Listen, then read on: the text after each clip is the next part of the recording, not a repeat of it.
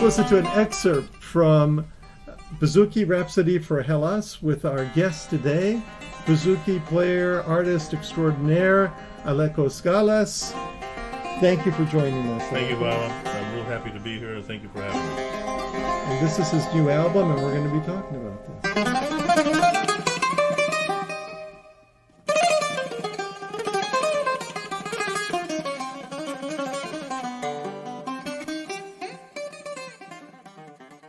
Alekos is one of the truly most remarkable musicians I've ever met, and we go way back.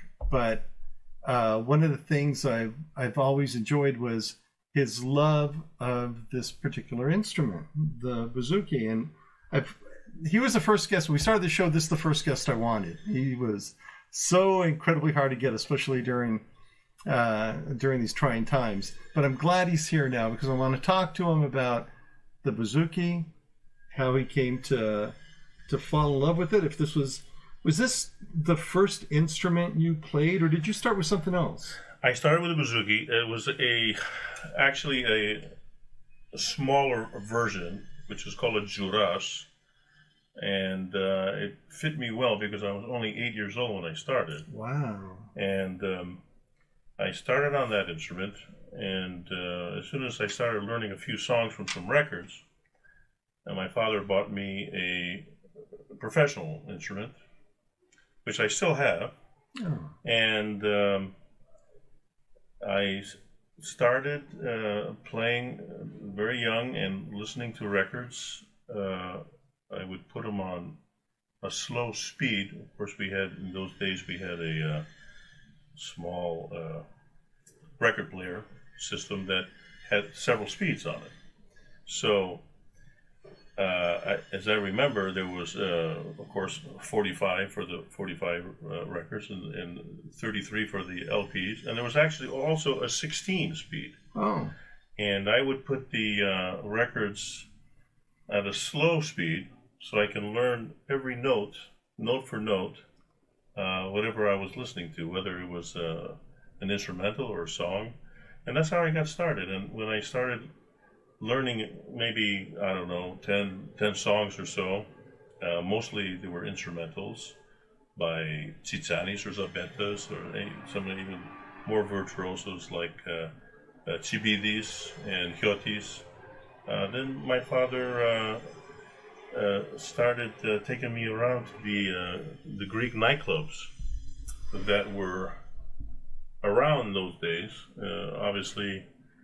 Where was this at? What state? Well, this was at the beginning of my childhood. It was in the Bay Area, in San Francisco, San Mateo, San Jose, those areas. And I was, I think, around 11 when I first got up on the stage and played. And there were some musicians that, the bouzouki player was Stavros Zogiannakos, who was a famous bouzouki player and singer, and he was the first one that I met. And there were others that I met when I was a young kid, like Yorgos Chibidis, Haris Laganopoulos, Kostas Kaplanis. They were all here in those days in the States. And my father was trying to get lessons for me. And there were many bouzouki players that wanted to teach me, but they weren't able to for various reasons. The extreme mobility of the business at that time. People were going from one club to the next. Sure. Of course, that's all gone today. But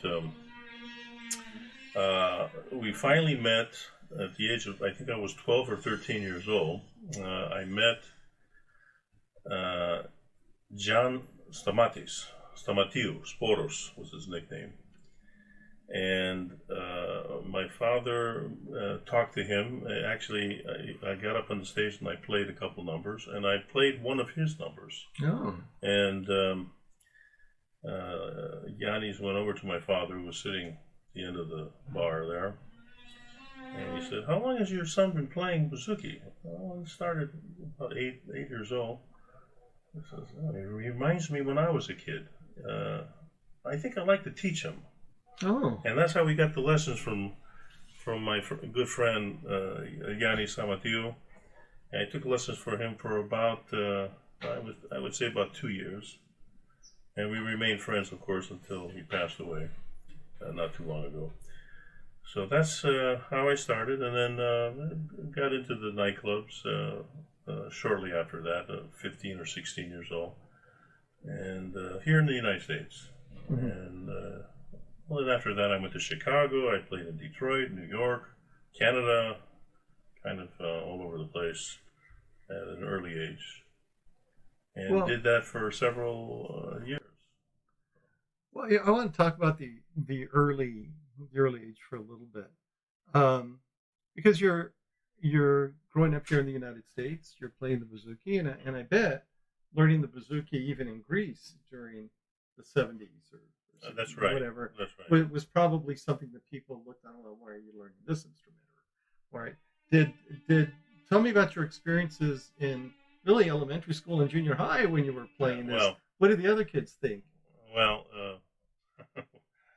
well, I did play in a talent show, when I was in 6th grade, and it was kind of a memorable thing. I played "Never on Sunday," which was the first song that I ever learned, and I mean, it was kind of memorable because I just played by myself, and there was this big applause from all the kids and the faculty.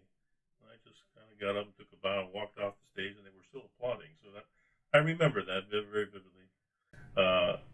When I was 15, I went to Greece. My father sent me to Greece, and I took lessons from a famous composer, and he had a bouzouki school. Oh. And his name was Thodoros Derviniotis, and there were a lot of bouzouki players that took lessons from him. His school was famous, and there were a lot of famous bouzouki players that took lessons from him also. And I took lessons from him for about, I think it was 3 or 4 months when I stayed in Greece, and learned a lot from him as far as scales and theory and learning how to read music a little bit. At the time, I didn't spend a lot of time with him, so I had to get back. But so, and then when I got back from Greece, is when I started playing in the nightclubs and got more involved with playing on a regular basis, and that lasted for several years. So, and that's when, as you as a teenager in high school at that point. Yeah, I was still going to high school. I went to college. I didn't finish, but I went into college. I was actually taking music courses, but I started getting so involved with the nightclubs, and in those days it was 6 nights a week. And I just was. And this is in the Bay Area? I started in the Bay Area. There were that many clubs. There were about I think there were about 8 scattered, from San Francisco to San Jose. And then I came down to Los Angeles, and I worked in Los Angeles for a few years. And then I went to Chicago, and then from there, other cities. So. Fantastic! Wow, that's pretty incredible. I mean, I love hearing stories like this because, you're playing an instrument that isn't in kind of like the common culture, here in the U.S., and you kind of chose to go this particular route, which I just think is fascinating. Yeah. Well, our family was. My father was from Athens. My mother was from the Peloponnese, and there was a lot of music in our house. With our culture, and with always singing and dancing, and that's the way our family. Were your parents musicians, or any relative musicians, or anything? No. It's an interesting story. My mother's cousin, which I just call him my uncle.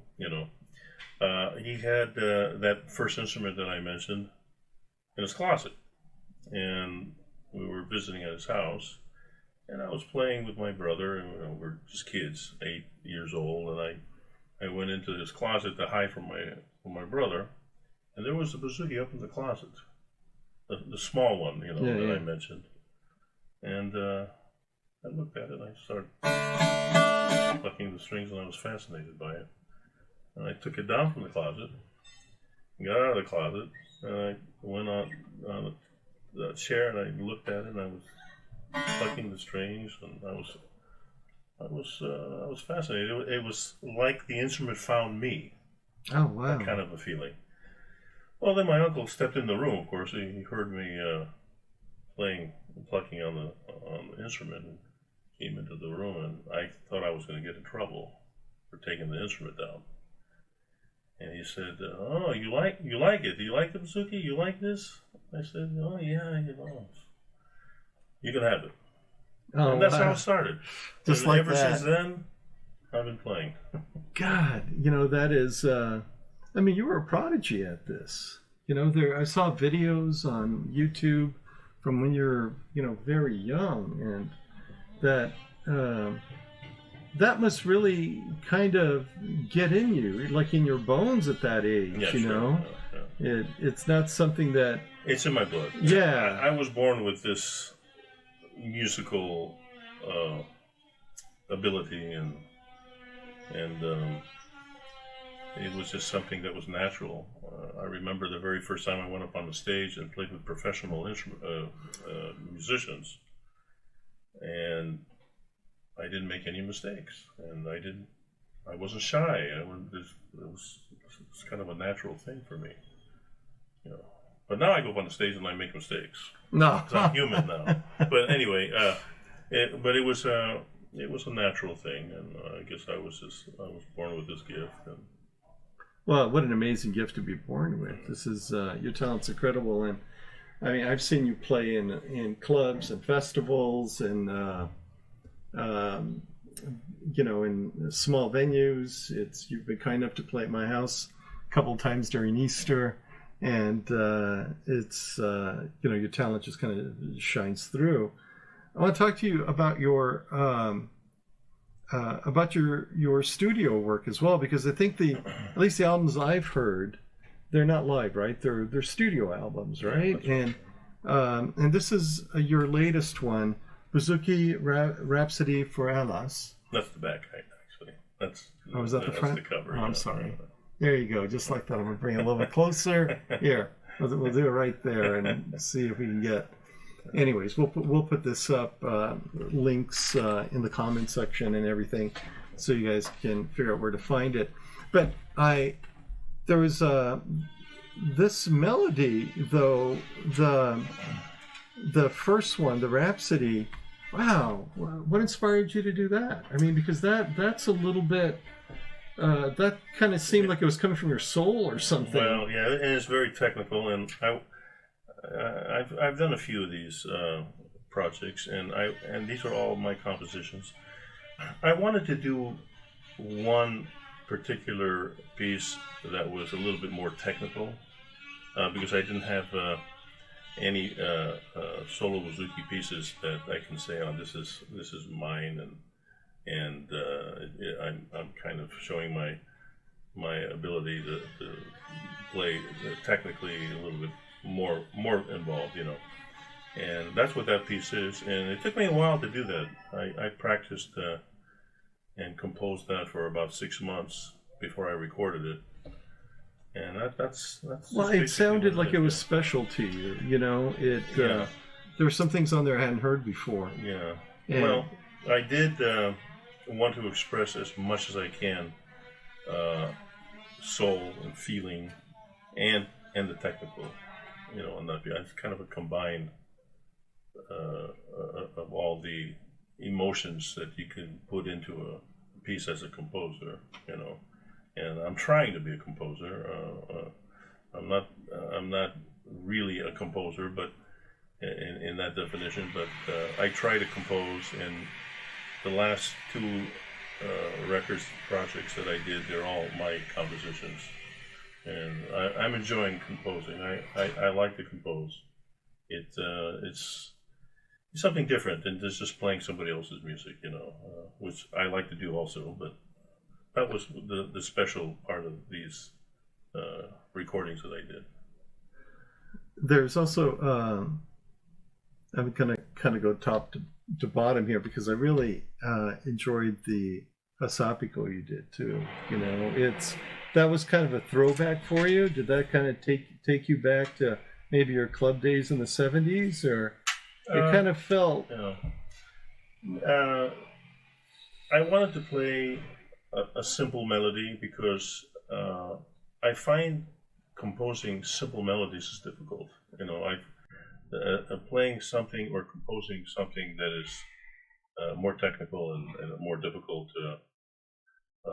is not as difficult to me as in composing a very simple melody. I found it challenging, and I wanted to compose a very simple melody, and the Hasapiko is that, and I hope I achieved it.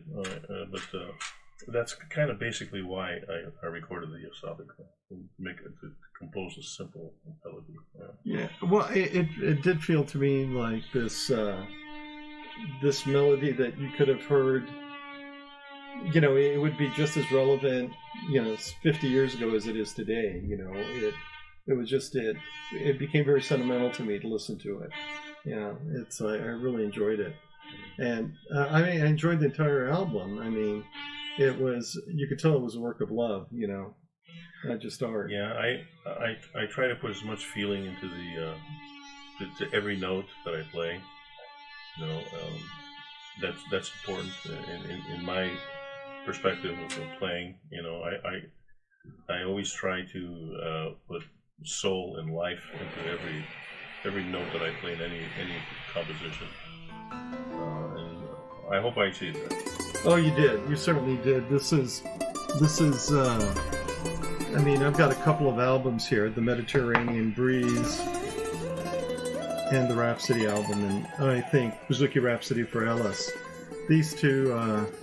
These make nice bookends, I think. I like these albums, you know. This is really good.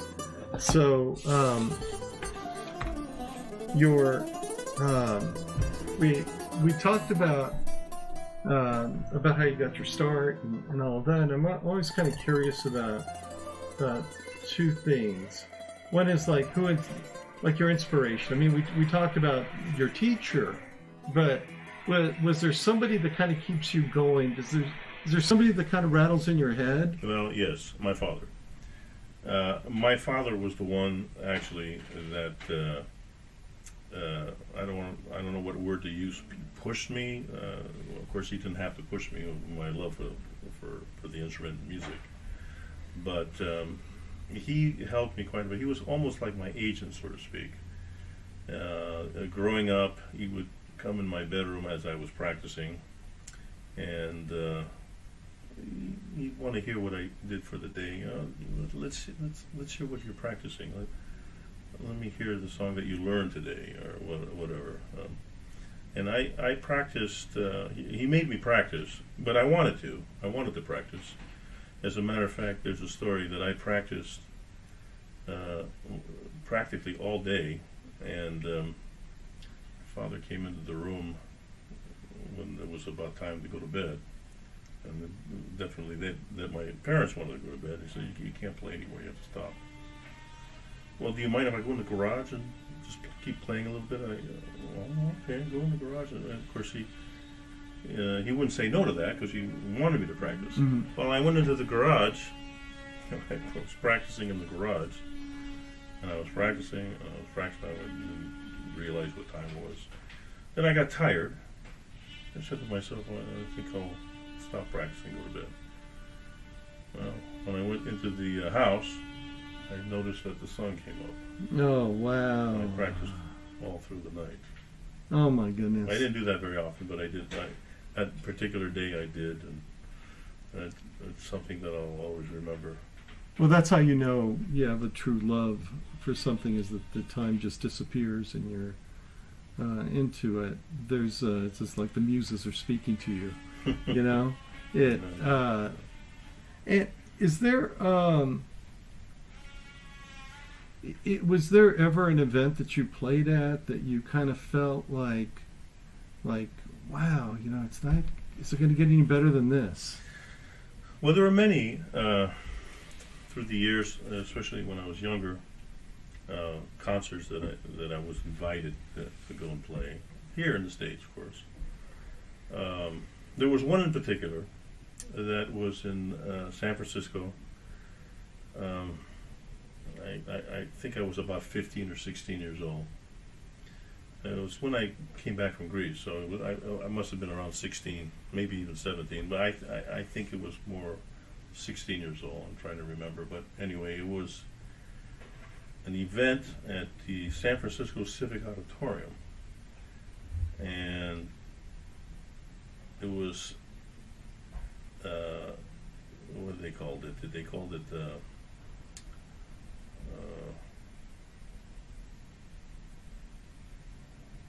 we might have to stop this. Yeah, it's okay. You can I'm think trying to- about it. I think it's National Day. I'm trying to remember. Or like International Day or something? International. Day.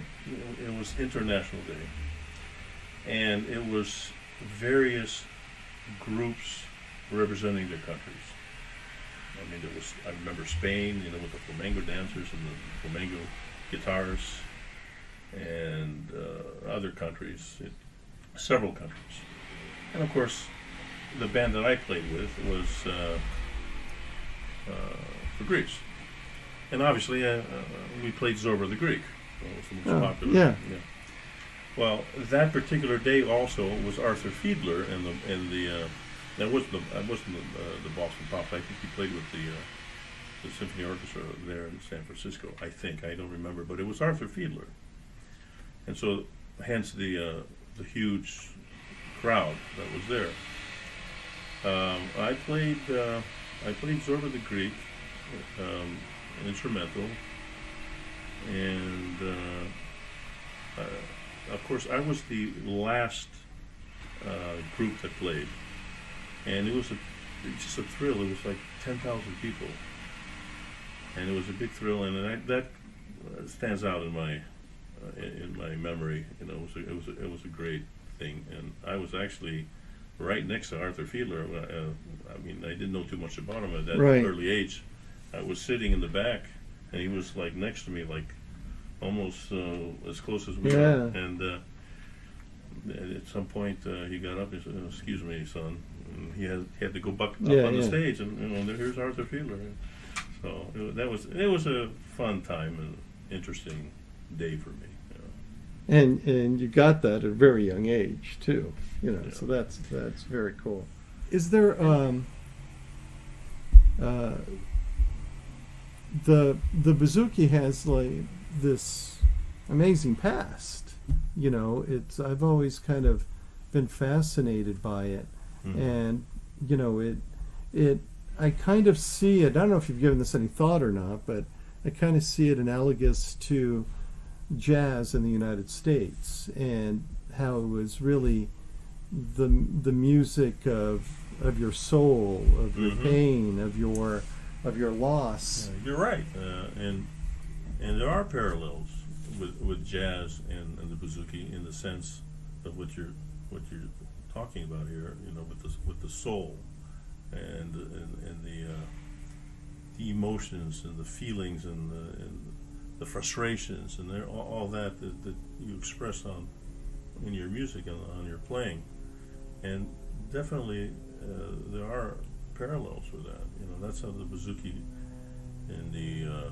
for example, in the Rebetiko era, we're talking now the 30s and the 40s.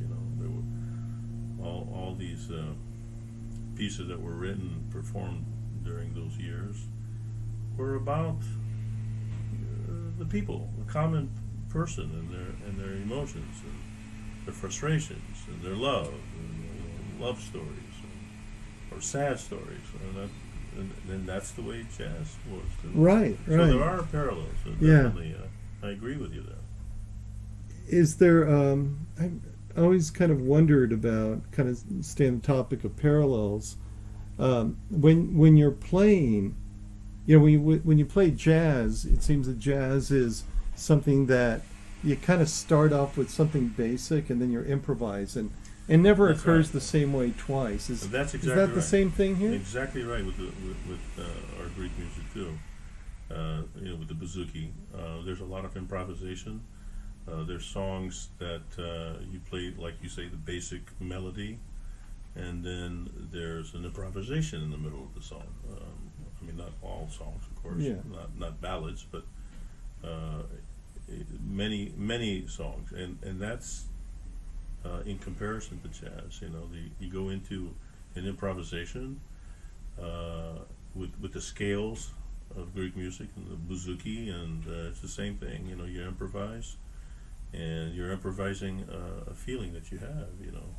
And it's the same thing. It's exactly the same. You're right. Yeah, it's I love I love that. I mean, a lot of times I tell you, boy, can you just come over without anybody? Just come over by yourself and play, because I want to hear that improvisation without Yeah, anything sure. else, Yeah, connecting you're right. to it. You're right. Because to me, I just find that so amazing. Do you want to tell us maybe what kind of inspired you to kind of take this on? It was because you've done so much, and I mean your music, and I think this is the album that's played on kind of new music radio stations, right? No, it was. Yeah, yeah. When it first came out. But so you've already done quite a bit, but I know this kind of comes from your soul. What was the genesis of this? Every musician, I should say, they want to leave something. They want to leave a legacy of some sort. Whether you're famous or you're not famous. No, not famous like me. Oh, you're pretty famous. Oh, anyway, well, the point, of course, is to leave something. That's all. And I want, when I make these recordings, which I've done several recordings, but as far as my own personal projects, I think I've done four or five, and just to leave something. And as you get older, you think about these things. And this last recording that I did, I thought about that, to leave something, and you think about it, and you record and you compose, and you want to leave something, and that's kind of basically what inspired me. Other than wanting to play and Sure. compose music, so. Sure. Well, you've done a great job, and to those of you out there that are listening, we'll put links to the album here, and we'll also put in where you can catch it on Spotify and some of the other and Apple Music and so on. So keep an eye out for this album. Keep an eye out for our friend Aleko Skalas and where he's playing, and see if you can catch him live, because there's nothing like listening to this man live. Do you want to say anything as your last kind of wrap this up? I know I don't want to take up too much more of your time. Thank you for having me. I appreciate the opportunity to express anything that was related to all the years that I've been playing, and I'm going to continue as long as I'm able to, and I appreciate you inviting me here. And It was you've my been a friend pleasure. for many years. Well, as And, of you. This is one of the great joys of my life, really, is listening to this man play and taking my kids to watch him and dance to his music, and introducing, my friends, American and Greek, to his music, which I think is just Thank you. phenomenal. Thank you so much. And thank you. I And will do the best I can. I will continue to do the best I can.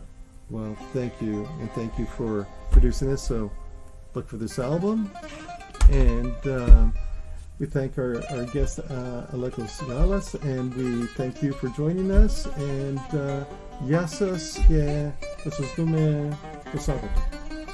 Yasas.